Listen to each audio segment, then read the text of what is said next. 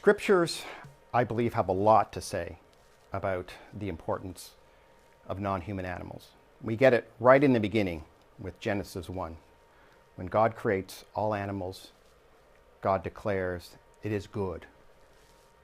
The goodness of all creatures of God is absolutely central for us as Christians to think about this issue. What's really central in that first chapter of Genesis is this understanding that in Eden there is this wonderful peace between humans and themselves and humans and all other animals. And this gets symbolized in that first chapter of Genesis when it says that not only humans but all other animals eat only plants and seed-bearing fruit. And so there's a very different understanding of when God created the world, how all of creation lived peaceably with each other.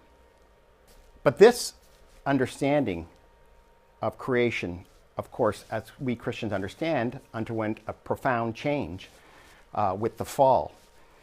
And we read in Genesis chapter 3 that there's suddenly a new alienation that goes on.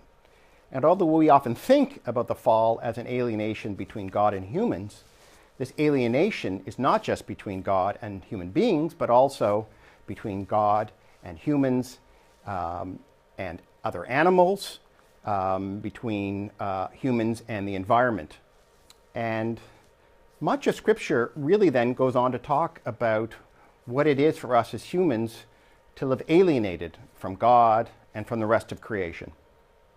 In the book of Job, there's a wonderful section in chapter 39 where God is almost mocking Job at his presumption that he can understand God's relationship with other animals. And God speaks about, little you know, Job, and really he's saying to all of us, you don't know about the relationship I have with goats or with donkeys or with horses or with oxen or with eagles. And that is something that's very important for us to remember, that voice of God telling us not to presume that we understand God's relationship with other creatures, with other animals, with the rest of creation. Although we now live in this alienated state, which begins, I think, in Genesis chapter 9, when Noah comes out of the ark, and there is a new covenant between Noah and God. And there's now the scene that humans will now consume animals. They will live in a new alienated way from other animals. I think it's important to understand that this is not what God intends for the world to be, but rather is understanding of the way the world is now, that it is fallen. But God doesn't leave it there in this alienated state between humans and other animals and God. We get these visions both in the Hebrew prophets and in St. Paul that there will be a future time, what theology calls an eschatological time, when humans and other creatures will again live at peace with each other, like they did in the Edenic state before the fall. And so in some sense, I think Scripture really points us to what can we do to try to share in that eschatological vision, that vision of a time of peacefulness, in terms of living at peace with other animals and all creation. There has always been reflection on the place of other animals within God's created order. It's far more than just St. Francis talking to the animals.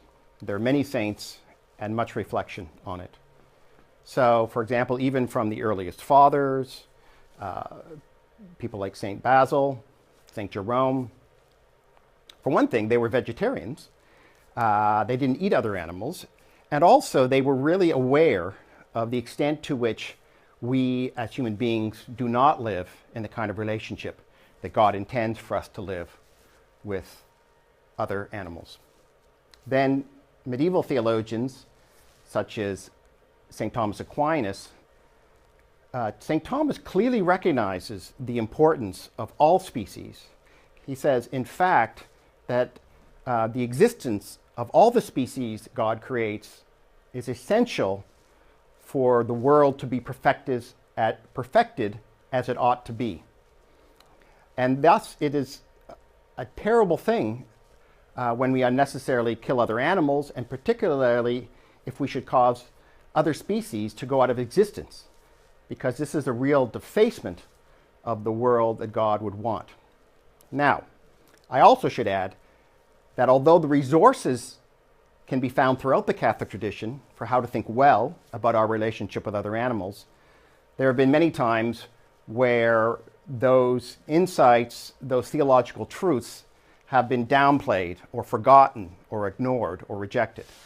And so much of the tradition has not been faithful in living out the resources the tradition also presents. Now, of course, that is a problem for Catholics and for all Christians, that we often misunderstand what God is trying to teach us through Scripture and through our forefathers and mothers who have thought wisely about what it means to live faithfully as Christians. Laudato Si. This is, of course, Pope Francis's great encyclical. The actual title of it is Living Well in Our Common Home. And this is a wonderful way, I believe, to think about our relationship with all of creation. In many ways, the term environment is deeply problematic because that very term presupposes that it's really us at the center and everything else is just the backdrop, the environment. The language of environment displaces the importance of all of God's creation. And so when Francis says our common home, he is recognizing the centrality of the created order as essential to God's purposes in the world. What's wonderful about Laudato Si is that Francis emphasizes over and over again this notion of interdependence. We are interdependent with all of the created order. Nothing we do as human beings is just about human beings, but affects everything, affects other creatures, other animals, and the entire created environment. I believe that Laudato Si says in an extraordinarily powerful and clear way that all other non-human animals have their own intrinsic dignity and goodness, that their goodness is not simply in relationship to human beings, what they do for human beings, but completely independently of us human beings, these other creatures of God are loved by God, and that their goal and their end in their created lives is to glorify and worship God in their very existence. It is really only in the last 50 or 60 years that we human beings have started what is now called factory farming. In these last 50 or 60 years, human beings have done more heinous acts against non-human animals than the rest of human history combined ever managed to do. Factory farming is, there's no two ways about it, institutionalized cruelty. In the language of Catholic moral theology, which is my own area, there is a notion of what's called formal cooperation in evil. If you know something is wrong, and even if you're not doing the evil, but if you cooperated it, i.e. if you choose to buy and eat factory farm meat, the tradition calls that formal cooperation in evil. And that notion of formal cooperation is always a sin. And so it's a faith issue because to the extent that we participate in what I call just an industry of cruelty, that we fail to live out our Christian faith, for me as a Catholic, my Catholic faith, adequately. I think there are a number of ways that Christians can exercise good stewardship. What it calls for us as Christians to do is to think about one particular species created by God and to try to really understand that particular animal, whether we're trying to understand the nature of pigs as God creates them, or chimpanzees, or dolphins, or bats, or otters, or eagles, or think of any particular animal. And to get to understand that animal's nature and the nature that God has given it, so we can speak thoughtfully and intelligently about what it means to treat that animal appropriately.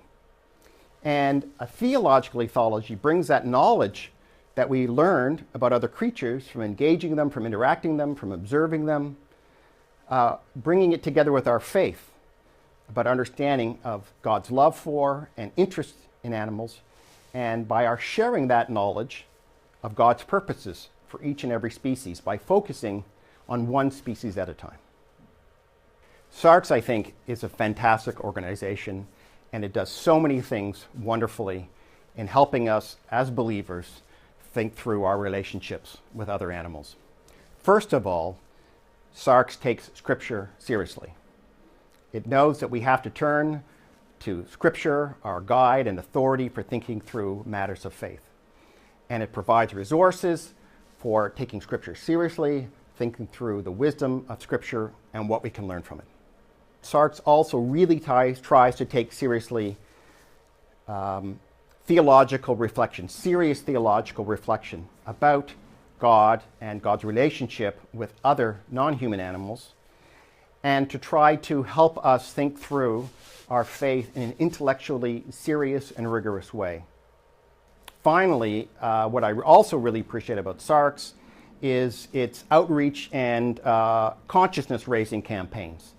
And I think as Christians, one of our responsibilities is to seek to share the gospel of Jesus Christ. And so I really appreciate that SARCS is trying to take the gospel of Jesus Christ about one particular aspect of what we learn from our Christian faith, and that is how we live well in relation to the rest of creation and to all other non-human animals.